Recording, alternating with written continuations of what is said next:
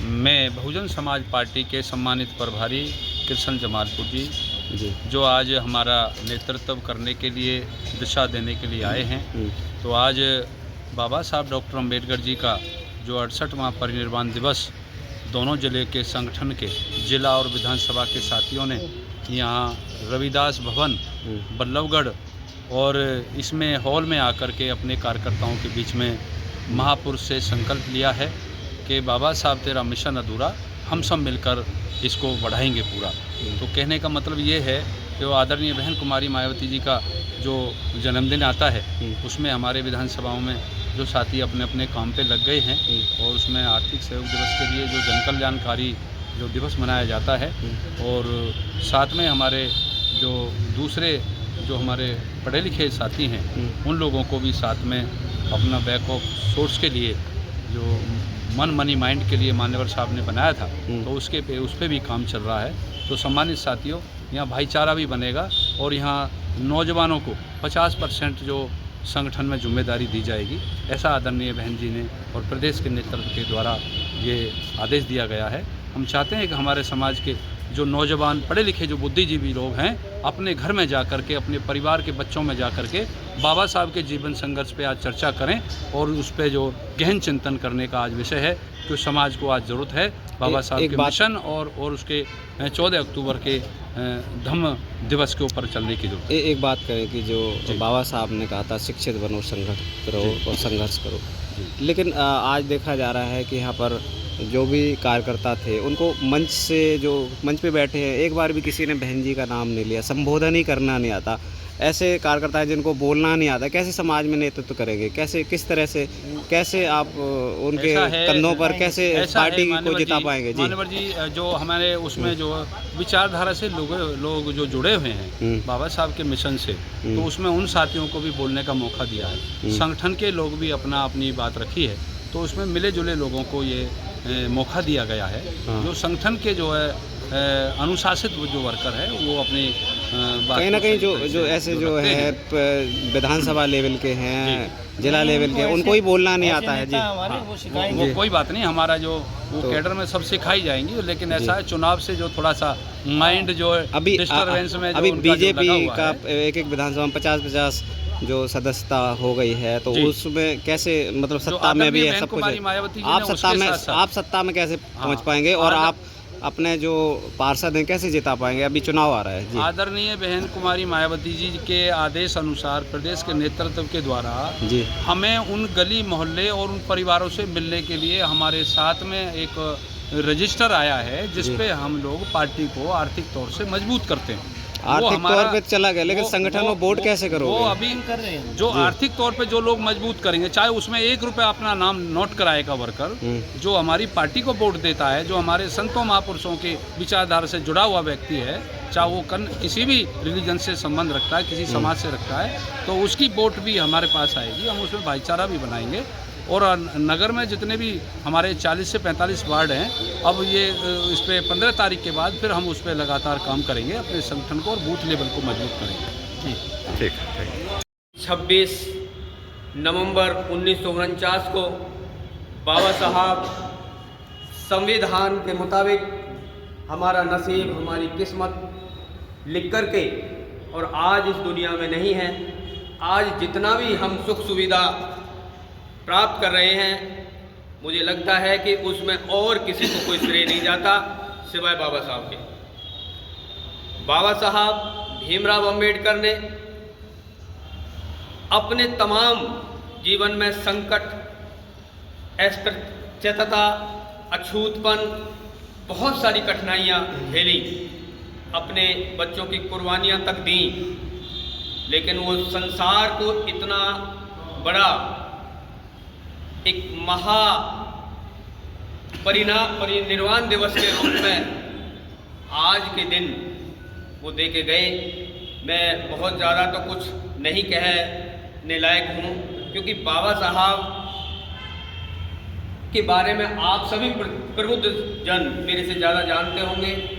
मैं इतना ही कहूँगा कि बीएसपी के जो वरिष्ठ साथी यहाँ उपस्थित हुए हैं, हमें धन, धरती और सत्ता में अगर कहीं प्रवेश करने का मौका दिया है तो वो बाबा साहब की विचारधारा ने दिया है। हम दूसरी विचारधाराओं के, मुझे नहीं लगता कि वो आप मानते हो या ना मानते हो, बेशक माने भी, लेकिन बाबा साहब की विचारधारा से मजबूत विचारधारा आपके जीवन में कुछ नहीं है।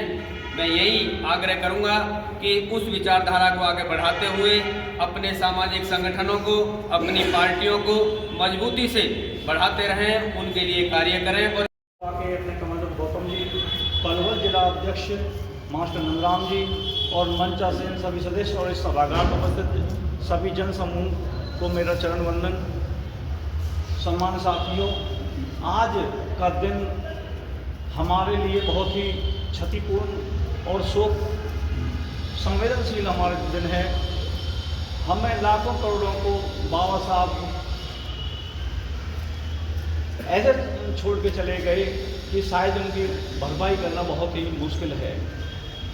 और जैसे उनकी आज श्रद्धांजलि में आज ये इस कार्यक्रम का आयोजन हुआ है, तो मैं निवेदन करूँगा अपने शीर्ष अधिकारीगण जो हमारे यहाँ पर बैठे हुए हैं, ये प्रक्रिया निरंतर समाज के बीच में चलनी चाहिए। जब ही हम किसी को जोड़ पाएंगे, नहीं तो पानी की जहाँ धारा रुक जाती है वो पानी मैला हो जाता है। तो ज़्यादा ना कुछ कहते हुए मैं बहुत सब डॉक्टर बाबा साहब भीमराव अम्बेडकर जी को नमन करते हुए मैं पीएसपी के सभी कार्यकर्ता पदाधिकारियों का मैं पहले से साधुवाद करता हूँ, धन्यवाद करता हूँ। और मैं धन्यवाद करता हूँ यहाँ सभी बैठे हुए दूर दराज से आए हुए सभी अतिथिगण, सभी भाई बहनों का मेरा नमो बुद्धाय जय हिंद। आज के दिन बाबा साहब जो है हमारे बीच नहीं रहे थे, तो बाबा साहब जो अपने जीवन के अंतिम दिनों में जो नानक चंद्र से जो कहकर गए थे, मैं आपको बताने की कोशिश करूँगा। आज साहब ध्यानपूर्वक सुनेंगे। सारी उम्र घोर परिश्रम, कष्ट व संघर्ष के बीच मधुमेह शुगर की बीमारी ने बाबा साहब को कब घेर लिया कुछ पता ही नहीं चला था। इनके पैरों में इतना दर्द होता था कि पूरी रात सो नहीं पाते थे। कभी कभी तो इनके पैरों में इतना दर्द होता था कि अपने पैरों से रस्सी बांध करके ऊपर लटका करके तब सोते थे। स्वास्थ्य गिर गया, आंखें दुर्बल हो गईं, बिना सहारे के चलने फिरने में परेशानी होती थी, सांस लेने में कठिनाई होती थी। एक दिन बाबा साहब ने अपने सहयोगी नानक चंद्र रत्तू से कहा कि रत्तू मेरी जनता को यह बताना कि जो कारवां मैं यहाँ तक लेकर आया हूँ, इस कारवे को मेरे अनुयायी आगे ही बढ़ाते रहेंगे, और यदि आगे नहीं बढ़ा सकते हैं तो इसे किसी भी कीमत पर पीछे नहीं जाने देना है। मेरी जनता को मेरा यही संदेश है। करोड़ों लोगों को जगाकर उन्हें उन्नति के मार्ग पर खड़ा करके 6 दिसंबर 1956 को 26 अलीपुर रोड दिल्ली में बाबा साहब चिन्ता में सो गए, यानी कि 4 तत्वों में विलीन हो गए।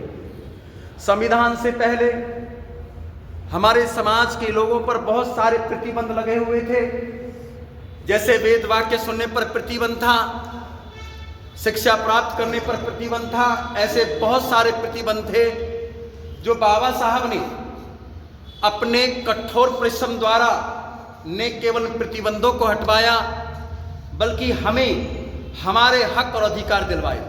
बाबा साहब चाहते तो अपनी नेक कमाई से सोने चांदी के ढेर लगा देते, परंतु उन्हें सोने चांदी से प्रेम नहीं था। उन्हें तो केवल अपने समाज के लोगों के हक और अधिकारों की दिन रात चिंता लगी रहती थी। जब बाबा साहब का देहांत हुआ तो इनकी विरासत थी केवल एक मकान, और एशिया में सबसे बड़ा निजी पुस्तकालय था जिसमें करीब 50,000 पुस्तकें थीं, और 50,000 पुस्तकों का बाबा साहब को पूरा ज्ञान था। और वो 50,000 पुस्तकें बाबा साहब ने स्वयं अपने पैसों से खरीदी। इसके अलावा उनके बैंक अकाउंट में 10,000 रुपये थे और वो 10,000 रुपये भी हमारी भारत सरकार ने वापस ले लिए। आज हमारे बीच बाबा साहब नहीं हैं, लेकिन हमारी उन्नति और विकास के सभी मार्ग हमारे लिए खोल कर गए हैं। इन उन्नति और विकास के मार्गों को प्राप्त करने के लिए हम एक महान सूत्र देकर गए हैं कि शिक्षित बनो, संगठित रहो और संघर्ष करो।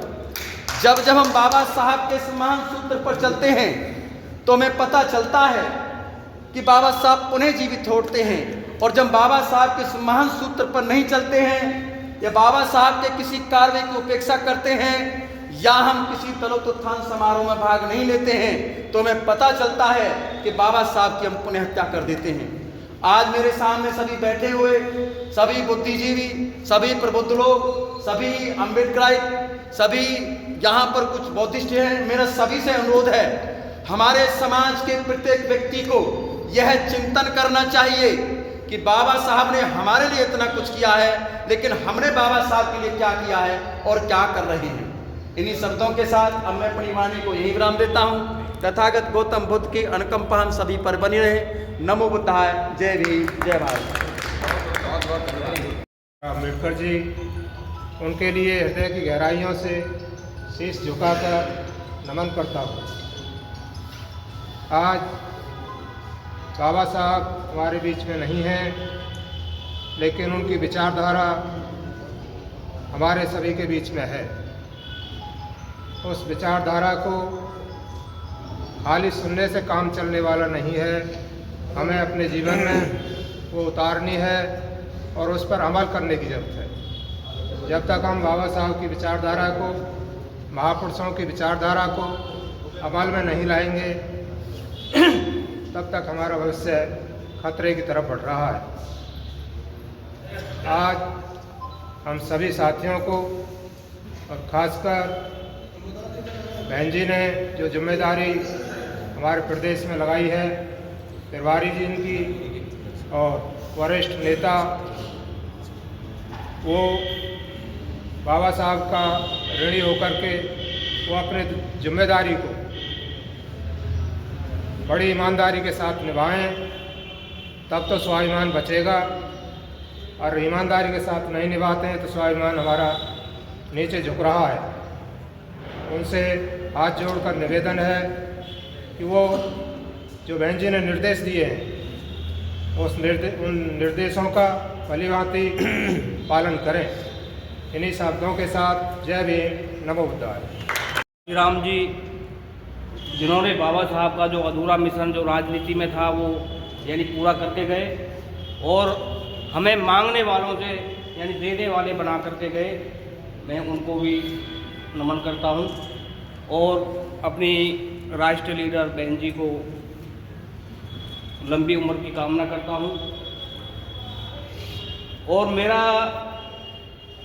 हम जब छोटे छोटे से थे, सन 90 के बाद मिशन मूवमेंट में बहुजन समाज पार्टी में काम करने लगे और 2009 में तो इतना पलवल एसडीएम ऑफिस के सामने यानी 13 दिन धरना चला। पूरा प्रशासन फरीदाबाद, पलवल ऐसे कांपता था। बहुजन समाज पार्टी के कार्यकर्ता का काम कोई भी होता था वो यानी तुरंत होता था। जैसे कामरान गांव में हमारे लोगों के मकान तोड़े गए, पलवल की टीम, जिला फरीदाबाद की टीम वहाँ पहुँची, वो मकान दोबारा बने। लेकिन ऐसी क्या खामियां हो गई जो हमारे समाज के लोग अपने लोगों से, अपने जो नेता हमारे यहाँ लीडरशिप कर रहे हैं उनसे मुंह क्यों मोड़ रहे हैं और जो दूसरी पार्टियों के लोग हैं उनकी तरफ क्यों जा रहे हैं। मुझे बड़ा दुख होता है। जो बाबा साहब अम्बेडकर साहब का श्रीराम के सिपाही हैं वो तो कहीं जा नहीं सकते, लेकिन जो हमारी, मैं बड़ा महसूस करता हूँ जो हमारी मैं बड़ी जो लीडरशिप है, जिस समय टिकट वितरण करने का समय होता है आम कार्यकर्ता की बात नहीं सुनी जाती और उनकी राय पे यदि टिकट दी जाती, इस हरियाणा में रिजल्ट भी होते और हमारा सम्मान भी होता। लेकिन हम कहीं ना कहीं अहंकार में, कई जगह ऐसा भी होता, गंदा व्यक्ति भी मान लो हमारा फायदा करता तो उसको यूज करने में क्या, मान लो हमारा यहाँ का वोट बैंक बढ़ता है तो उसे यूज करने में क्या दिक्कत है। यदि हम 4000 वाला कैंडिडेट है 4000 वोट ले रहा, एक हमें मान लो 50,000 वोट ला देता तो क्या दिक्कत थी। अब मेरे को ये, हम ये नहीं कहते, कैंडिडेट बहुत आते हैं, लेकिन उसे वो तो रखोगे अपने समाज के कम से कम 5,000 बंदे तो इकट्ठे करके दिखा हमें। जो बंदा 5,000 इकट्ठे नहीं कर सकता, मान लो कैंडिडेट 10 आ जाए, 10 से कहो भाई अपना अपना जनबल दिखाओ, जिसका जनबल ज़्यादा होगा उसे टिकट दी जाएगी। लेकिन हमने उस समय लीडरशिप करने का वादा है और जिस आम जनता का विश्वास है वो लोगों को दोबारा से पार्टी में लाइए और उनको जिम्मेवारी दीजिए। और मेरा विश्वास है कि आने वाले 29 में जो चुनाव होगा उसमें रिजल्ट बहुत अच्छे होंगे। पुराने जो हमारे जो कार्यकर्ता हैं उनको सम्मान दीजिए। जिन लोगों ने गिरिराज प्रधान जी वगैरह, यदि उनको पलवल की जिम्मेवारी सही मायने में दी जाए ना, मेरा विश्वास था कि अब की बार भी यदि उसका सुभाष चौधरी का भतीजा वो था पवन चौधरी, उसको टिकट मिलती तो वहाँ अच्छे रिजल्ट होते। सभी साथियों को मेरा क्रांतिकारी जय भी, नमो बुद्धाय। हमें यही है, जिन लोगों का विश्वास है ना समाज में, उन लोगों को आगे लाइए। हमें ये नहीं है कि भाई जब आदमी, हमें पद की लालसा नहीं होनी चाहिए, हमें ये होना चाहिए कि हमारा समाज आगे बढ़े, पार्टी मजबूत हो। सभी साथियों को मेरा क्रांतिकारी जय भी, नमो बुद्धाय। जब बात चलती है, कहते हैं ना, हमारे लोग कहते हैं कि भाई अब ये इस टाइम इस बात करने का विषय नहीं है, क्योंकि जब अगर राजनीति की चर्चा नहीं करेंगे तो लोगों को हौसले कैसे होंगे और लोगों को जानकारी कैसे होगी। जब कोई भी कार्य कर रहे हैं हमें राजनीति की चर्चा होनी चाहिए, क्योंकि हमें राज तक कैसे जाना चाहिए, क्योंकि हम हरियाणा में 21% लोग हैं और 24% जाट हैं कि समाज के लोग हैं। वो कम से कम 4-5 बार मुख्यमंत्री बन गए हरियाणा के, हम एक बार भी मुख्यमंत्री नहीं बने, इसलिए हमें चर्चा करनी चाहिए। बात ये रही, अब भाई मैंने इस इलेक्शन को 6 साल मैंने पार्टी में काम किया है, मैंने बड़ी मेहनत और लगन से काम किया है। शायद बड़े दुख के साथ कहना पड़ता है, क्योंकि नए पदाधिकारी आए हैं तो अपनी बात रख लेनी चाहिए। जितनी मेहनत से मैंने काम किया, उस मेहनत का मुझे बड़ा, मेहनत का कितना किसी को इनाम मिलता है, तो मुझे तो इनाम नहीं मिला, मुझे तो पीछे धकेल दिया गया, क्योंकि वो मेरी ईमानदारी थी और एक पार्टी के प्रति सच्ची सिपाही होने के कारण मैंने हर पहलू पर काम किया, हर घर गांव गांव काम किया, बड़ी मेहनत से काम किया। पर जब एक सही दिशा में चलने की टाइम हुआ तो मैंने जहां टारगेट रखा, यहाँ से हम जीत के जाएंगे, तो उसके ऊपर हमने पदाधिकारियों को सारी बातें रखी। रखने के बाद फिर पदाधिकारियों ने हमको ही विधानसभा अध्यक्ष से पीछे की तरफ धकेल दिया और हमें नाकारा कर दिया। फिर भी हमने सम्मान नहीं दिया, नहीं देने के कारण भी हमने अपना कभी पीछे कदम नहीं हटाए, और उनके मान सम्मान नहीं देने के कारण भी हमें ऐसी हिम्मत आई, हमने सभी पदाधिकारियों से ज़्यादा कार्य किया, सबको पता है, क्योंकि हमने पूरी मेहनत से काम किया। इलेक्शन के टाइम में हमने ये परवाह नहीं की, हमको पीछे हटा दिया। पर सच्चाई तो यही पे है कि कमियां बहुत सारी हैं, क्योंकि हमने बड़े नज़दीक से 6 साल देखी है। अब ईमानदार लोग, अच्छे लोग, और जब हमें जंग जीतने का टाइम आता है तो उस टाइम हम उन सारी बातों को भूल जाते जो 4 साल 5 साल हमने काम की है। तो इसलिए मेरी तो प्रार्थना यही है कि नए लोग आए हैं, अब भाई आज मेरी बारी है, कल तुम्हारी बारी है। ये आदरणीय बहन कुमारी मायावती जी, हमारे प्रदेश के प्रभारीगण, प्रदेश के अध्यक्ष व जिले की समस्त टीम का मैं हार्दिक धन्यवाद करता हूं कि उन्होंने एक छोटे से कार्यकर्ता को यहां तक पहुंचाने का काम किया। और मैं आपको विश्वास दिलाता हूं कि भविष्य में पहले क्या हुआ, मैंने पहले भी पार्टी में आप सबके साथ में काम किया है और नए पुराने सभी साथियों को साथ लेके चले हैं, और आने वाले समय में भी सही नए पुराने साथियों को साथ में लेकर पार्टी को आगे बढ़ाने का काम करेंगे। ऐसा नहीं कि भाई किसी को जिम्मेवारी मिल गई और पुराने साथियों को छोड़ दे या नए साथियों को जिनको जो पदाधिकारी हैं जो काम कर रहे हैं और जैसा ही पार्टी का निर्देश होगा जो सही काम कर रहे हैं उनको उसी पद पर रहने दिया जाएगा और आगे अपना मिलजुल कर सभी लोग पार्टी के लिए काम करेंगे। और कुछ साथियों के फ़ोन भी आए, कुछ साथियों ने, मैं एक निवेदन करता हूं आप सभी साथियों से, हमारे जो है कुछ साथी नहीं आए हैं, कि हम लोग पार्टी को आगे बढ़ाने की बात करते हैं और बहुजन समाज पार्टी तभी आगे बढ़ेगी यदि हम मिलजुल कर काम करेंगे। यदि हमें किसी को कोई गिला शिकवा है किसी से तो बैठ के बात करें, आपस में जो है गिले शिकवे को बैठ के बात करें कि यहाँ कमी है, यहाँ इसको ऐसे दूर करो। यदि आप सोशल मीडिया पर किसी के खिलाफ कुछ लिखोगे, ये पहले भी होता है, पिछले 5 साल से यही हो रहा है, तो कोई किसी के लिए लिख रहा है, कोई किसी के लिए लिख रहा है, आप लिख क्यों रहे हो भाई? बैठ के बात कर लो। किसी को यदि कोई सुझाव देना है तो बैठ के बात कर लो, सोशल मीडिया पे मत लिखो। पार्टी का प्रचार करो, प्रसार करो। और सोशल मीडिया से 5 साल से पार्टी चलती जा रही है। मैं इसलिए इससे ज़्यादा अभी कुछ नहीं कहूँगा। मैं अपनी तरफ से आश्वासन देता हूँ कि सभी नए पुराने साथियों को, हमारे बीच में पूर्व में जिलाध्यक्ष चेतन नंबरदार जी बैठे हैं और माननीय गंगालाल गौतम बैठे हैं तिगांव विधानसभा के अध्यक्ष। सभी का नाम न लेते हुए सभी को मेरी तरफ से जय भीम। और मैं आज अपना समय सारा प्रभारी को दूंगा कि मुझे जाना भी है, मैं तो केवल हाजिरी लगाने आपके बीच में आया हूँ। जय भीम। आना पड़ेगा, उनकी शिकायत हमें दूर करनी पड़ेगी, उनको साथ लेके आएंगे और ये एक परिवार इतना मजबूत परिवार बन जाएगा कि इसमें ना कोई पुराना रहेगा ना कोई नया रहेगा। जैसे अभी मेरे भाई ने कहा, करण सिंह जी ने, मेहनत की, मेहनत कश हैं वो और सामाजिक भी हैं, अच्छा बोलते हैं, पंचायत मेरे साथ रहते हैं क्योंकि मैं खाप चौबीसी का चौधरी भी हूँ, साथ साथ विधानसभा देखी। और हमें अपने पद की गरिमा रखनी चाहिए, चाहे वो कमल गौतम जी हो, चाहे कृष्ण जमालपुरिया जी हो, नंदराम जी हो, कोई भी हो।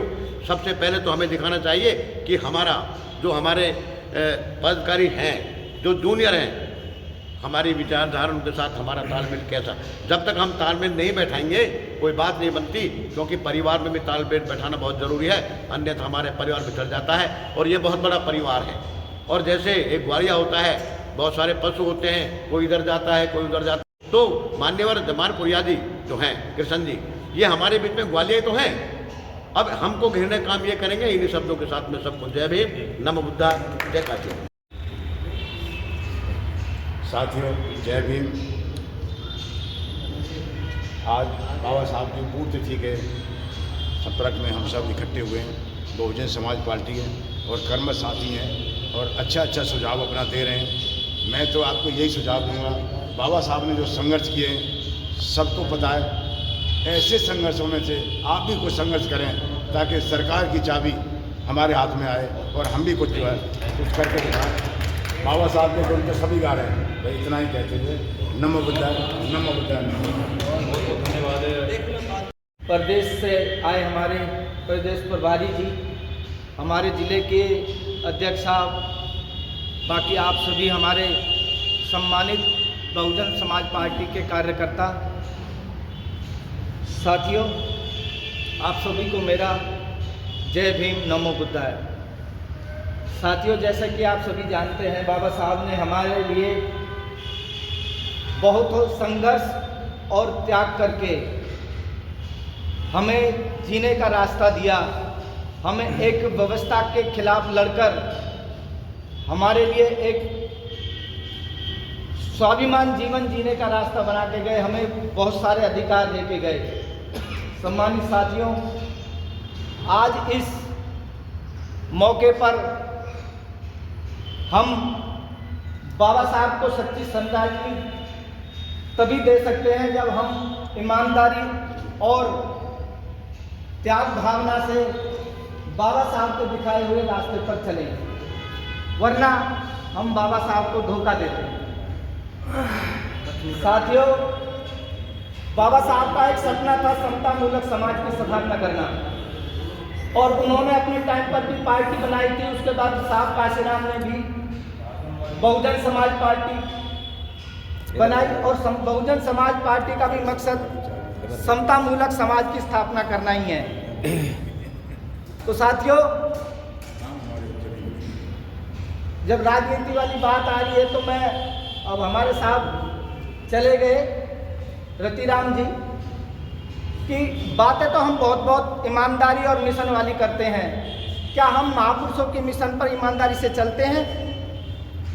जिस बाबा साहब को और जिन साहब काशीराम को जिन पार्टियों ने रोका और जिन्होंने धोखा दिया, क्या सच्चा मिशन भी बाबा साहब के बताए रास्ते से भटक कर उन पार्टियों में काम कर सकता है? साथियों, अगर सच्चा मिशन भी होगा तो क्या वो कांग्रेस या बीजेपी को सपोर्ट कर सकता है? साथियों, अगर वो कांग्रेस के मंच पर जाता है या बीजेपी पार्टी के लिए वोट मांगता है साथियों, तो बाबा साहब को और साहब काशीराम को धोखा देने का काम करता है और समाज को गुमराह करने का काम करता है। साथियों, सच्चा मिशन भी सच्चा साथी वो होता है सर। साथियों, बीएसपी पार्टी एक मिशन है, राजनीति बाद में है। साथियों, बीएसपी पार्टी में काम करने के लिए जिस भी साथी को काम करना पड़ेगा उसको सबसे पहले त्याग भावना से और ईमानदारी से बीएसपी पार्टी में काम कर सकता है, वरना बीएसपी पार्टी में कोई काम नहीं कर सकता। साथियों, लेकिन जैसे अभी हम मुझसे पहले बहुत साथियों ने, हमारे मान्यवर जी ने एक बात कही थी कि साथियों, जहाँ तक मुझे भी पिछले 5 साल में पार्टी में काम करने का थोड़ा सा मौका मिला तो मैंने भी कुछ ऑब्जर्वेशन की, कुछ देखा और मुझे एक चीज़ महसूस हुई। जैसे मैं अपने जीवन की एक घटना आपको बताना चाहता हूँ। किसी कारणवश किन्हीं चोर और लुटेरे लोगों से मेरा झगड़ा हो गया। साथियों, मैंने पुलिस कंप्लेंट की। उसको पुलिस कंप्लेंट में मैंने उनको अरेस्ट करा दिया। अरेस्ट कराने के बाद एक दिन उनको पुलिस SHO ने उनको थाने में रखा और उसके बाद उनको छोड़ दिया। मैंने SHO साहब से पूछा साथियों कि साहब, मैंने गुनाह भी इनका प्रूफ कर दिया, इन्होंने वो भी स्वीकार भी कर दिया, फिर आपने कार्रवाई क्यों नहीं की, इनको छोड़ क्यों दिया? तो मान्यवर, ये बात थोड़ी सी हमारी पार्टी के ऊपर लागू होती है। शायद अगर मुझसे कुछ गलती हो जाए तो मुझे माफ़ करना। हमारे पदाधिकारियों पर भी अमल होती है। साथियों, उन SHO साहब ने मुझसे कहा, उस पुलिस थाने जो भी उस टाइम पर था, कि आप शरीफ आदमी हो, ईमानदार आदमी हो, आप पुलिस थाने और उसके चक्कर में आप नहीं आते, हमें पता है कि आप ठीक हो। ये लोग क्रिमिनल हैं, जेब काटते हैं, लेकिन हमें हफ्ता देते हैं। साथियों, उसका कहना यह था, हमें मंथली देते हैं ये लोग, तो इनसे हमारी कमाई है, आपसे हमारी कुछ नहीं कमाई है, इसलिए हमने इनको इसलिए छोड़ दिया कि हमें फिर कमा के देंगे। क्या साथियों, हमारी पार्टी का रवैया इस तरह का है? उनको बेईमानी से इस तरह के गलत काम से पैसा कमा के दे दो, वही तो पद पे बैठेगा। साथियों, और ईमानदारी से काम करने वाले को मान्यवर की तरह लात मार के पीछे धकेल दिया जाएगा। साथियों, अगर ऐसा है साथियों, तो हम इस पार्टी के जो पतन हो रहा है इसके जिम्मेदार हम खुद हैं। हमें अपनी, अगर इस पार्टी को और महापुरुषों के मिशन को हमें जागरूक करना है और आगे बढ़ाना है साथियों, तो हमें अपनी लालच की, हमें अपनी निस्वार्थ भावना को आगे करना पड़ेगा और अपने लालच को त्याग करना पड़ेगा। साथियों, तभी हम हाई इनकम अपॉर्चुनिटी, यदि आप पार्ट टाइम या फुल टाइम इनकम अपॉर्चुनिटी ढूंढ रहे हैं तो ये अपॉर्चुनिटी आपके लिए है। यदि आप रिटायर्ड हैं, हाउसवाइफ हैं, विद्यार्थी हैं, प्रोफेशनल सेल्फ एम्प्लॉयड हैं या प्राइवेट सेक्टर में जॉब करते हैं और कुछ एक्स्ट्रा इनकम के लिए ढूंढ रहे हैं तो ये इनकम अपॉर्चुनिटी आपके लिए है। हमारी वेलनेस अपॉर्चुनिटी कम्युनिटी जूम पर आज रात्रि 8 बजे वेलनेस अपॉर्चुनिटी सेमिनार का आयोजन कर रही है। में उपस्थित होकर अपने सपनों को साकार करें एवं अपने जीवन को उज्जवल बनाएं। रजिस्ट्रेशन हेतु संपर्क करें। नाम Rajpal Singh, mobile number 9818654695 with best of good wishes for bright future. धन्यवाद। ये सभी साथी मेरे पुराने बैठे हुए हैं, सब जानकार हैं और ये भी जो एक दूसरे की जो आलोचना कर रहे हैं। साथियों, मुझे भी कम से कम 20-15 साल हो गए हैं पार्टी में। ये होता आया है और मुझे लगता होता भी रहेगा। जब तक होता रहेगा जब तक हमारी यूनिटी नहीं होगी। साथ प्रभारी की फील्ड मत करना, प्रभारी की बैठे हुए हमारे बहुत पुराने जानकार हैं, क्योंकि हमारी यूनिटी है ना, यूनिटी ही कमज़ोर हो जाती है। तभी कहते हैं भाई उसको टिकट मिलेगी, उसको टिकट मिलेगी, उसको ले लिया। तो साथियों कहने का मतलब ये है, अगर वास्तव में हमें दुख है तो उनकी विचारधारा को हमें बहुजन समाज पार्टी के साथ जोड़कर सरकार देश में बनानी होगी और उनके सपनों को साकार करना होगा। इसी के साथ जय भीम जय भारत। तो बहुत है, सबकी एक के दूसरे पर उंगली उठाने वाले बहुत हैं जितने बैठे हैं, और सब उंगली उठाते हैं। उन्हें सब भूल करके आज 15 के दिन पर सभी प्रण लेके जाएं कि हमें बहुजन समाज पार्टी को मजबूत करना है और सभी लोग सभी लग जाएं। बात तो सब पे ही है और बात तो इतनी है कि सवेर से लेकर शाम तक बोलते रहेंगे ना, खत्म ही होने वाली नहीं है। और हम पर रिजल्ट वही है कि एक दूसरे की चुगली करना और काम कुछ नहीं है। सबसे पहले 19 तारीख को घोषणा होने जा रही है निगम की, पार्षदों की। हमें चिंतन करना चाहिए आज के दिन, भाई हमें क्या क्या करना है। हम एक दूसरे की, जिसने बहन जी ना या किसी के आदेश से जो आ गया वो ठीक है, हमें उसके नियमन पर चलना है, काम करना है। और नगर निगम के जो चुनाव आ रहे हैं, ज़्यादा फोकस मत करो, 10 सीटों पर फोकस करो। हम रिजल्ट तो लाते नहीं हैं, हम एक दूसरे पर उंगलियां उठाते रहेंगे और हमें 20 साल हो गए उंगलियां उठाते उठाते एक रिजल्ट तो ले नहीं पाए। हमको समय यही आज की यही वो है और अपना जो समय है आज जितनी उनको समझा जाए वो बहुत कम है। वो तो बहुत महान हस्ती थे और बहुत कुछ थे और उनके द्वारा हमें बहुत कुछ मिला भी। उसके बाद मानवर साहब काशीराम जी ने उनके आदर्शों को आगे बढ़ाया। उसके बाद बहन कुमारी मायावती जी ने अपना पूरा जीवन कुर्बान किया। और इस सब के बावजूद भी हमारी स्थिति क्या है कि हरियाणा राज्य को ही हम बात कर रहे हैं तो 22% की आबादी जाटों की है और 21% हमारी अनुसूचित जाति की है। उसके साथ साथ कहीं न कहीं मुसलमानों की विचारधारा भी हमसे थोड़ी बहुत मेल खाती है और बैकवर्ड की एक बहुत बड़ी आबादी है।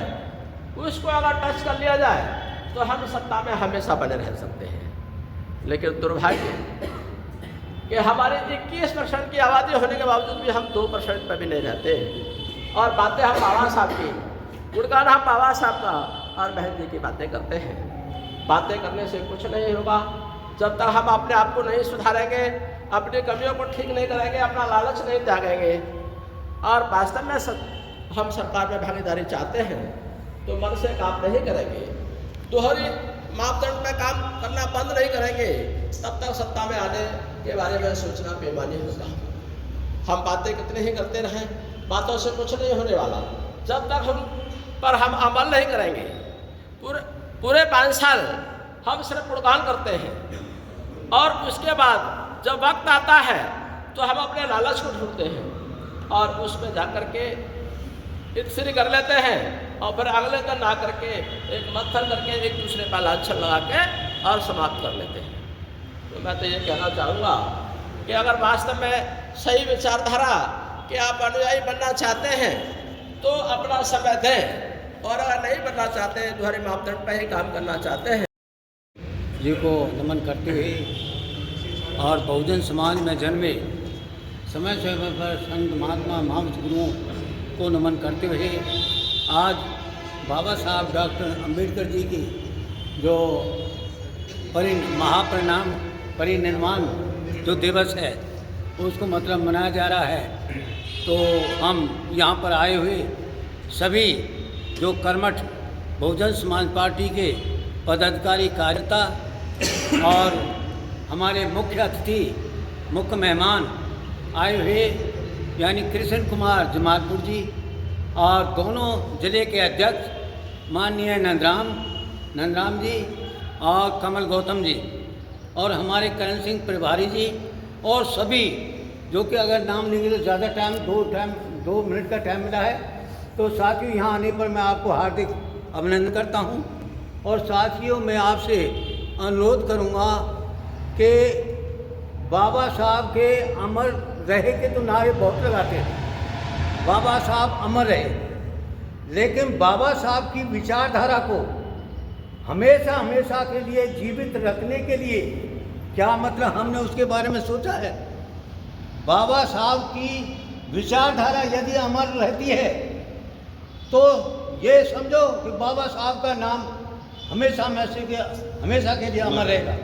अगर बाबा साहब और हमारे संत महात्मा महापुरुष गुरुओं की विचारधारा ही आप अपनाओगे नहीं, उनको मार दोगे, तो समझ लीजिए वो देर नहीं जो कि हम यानी गुलाम के उस पर स्तर पर पहुँचने पर। तो मैं आपसे हाथ जोड़कर ये प्रार्थना करता हूँ, निस्वार्थ की भावना से, लालच को छोड़ करके, और ऐसी हमारा और अनुरोध करूँगा मैं अपने मतलब जो बड़े बड़े हमारे अधिकारी हैं, चाहे वो स्टेट लेवल के हैं, चाहे यानी केंद्रीय लेवल के हैं, तो मैं हाथ जोड़ के प्रार्थना करता हूँ एक कोई ऐसी बात ना दोहराई जाए।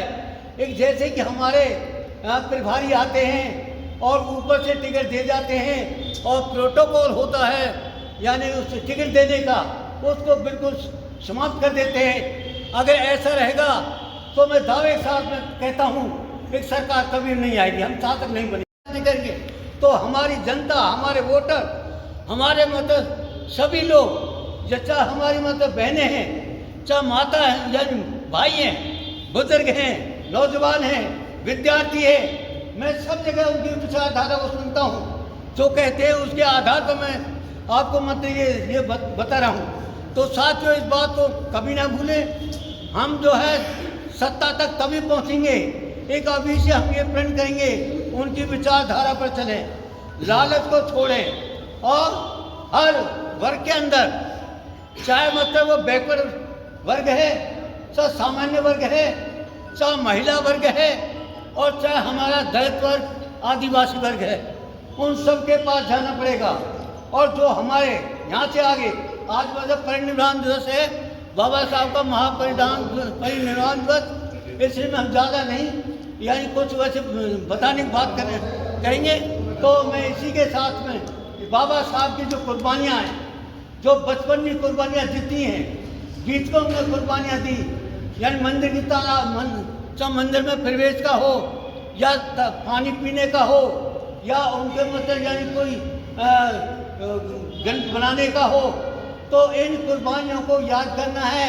उनके 4 बच्चे बाबा साहब के खोए और माता रमाबाई का त्याग, इनको याद करते हुए आपको अपनी पार्टी में पूरी तरह से जान झोंकनी पड़ेगी और पूरी तरह से मतलब पार्टी को पहली तरह जैसे आज से यानी 2009 में जो बाढ़ आई थी, बहुत जोर का एक तूफान आया था, एक बहुजन समाज पार्टी का ही शासन होगा, उसी प्रकार से यानी हमें मतलब काम करना पड़ेगा और बहुजन समाज पार्टी को पूरी तरह से यानी गांव के लेवल से लेकर ऊपर तक उठाना पड़ेगा। और जहां हमारे राम समाज जी जोत पाएगी, हम आपको जब तक हम जिएंगे आपके साथ हैं। मैं कोई पद की कोई लालच नहीं है, हम तन मन धन से पार्टी में काम करेंगे। और आप मतलब मेरी बात को सुना, मैं अपनी बात को विराम देता हूँ। जय भीम, जय भारत। परम पूज्य बाबा साहब डॉक्टर भीमराव अम्बेडकर जी और बहुजन समाज पार्टी के जन्मदाता मान प्रसाद काशीराम समय समय पर जन्मे संतों, गुरुओं, महापुरुषों को श्रद्धा के सुमन अर्पित करते हुए हमारे बहुजन समाज पार्टी की राष्ट्रीय अध्यक्षा आयरन लेडी बहन कुमारी मायावती जी को अपना आदर्श नेता मानते हुए आज के इस 68वीं संगोष्ठी सभा जो कि बाबा साहब की पुण्यतिथि के रूप में आयोजित हो रही है, इसके मुख्य मेहमान या मुख्य वक्ता हमारे हरियाणा प्रदेश के प्रभारी कृष्ण कुमार जमालपुर जी और पलवल और फरीदाबाद जिले के समस्त कार्यकर्तागण, हमारे चाहे वो जिले के मुख्य कार्यकर्ता हैं या हमारे सेक्टर जोन या विधानसभा के हैं, सभी को जय भीम साथियों। सम्मानित साथियों, हम 2008 में इधर पलवल आए, मथुरा से चल के नहीं आए। और हमारे गुरुजी बैठे हुए हैं, मास्टर रामपाल जी ये अध्यक्ष थे। हमको सेक्टर का अध्यक्ष गुरुजी ने लगाया और हमने खुद घर पे जाके नहीं खोजा था कि इधर बहुजन समाज पार्टी चलती है।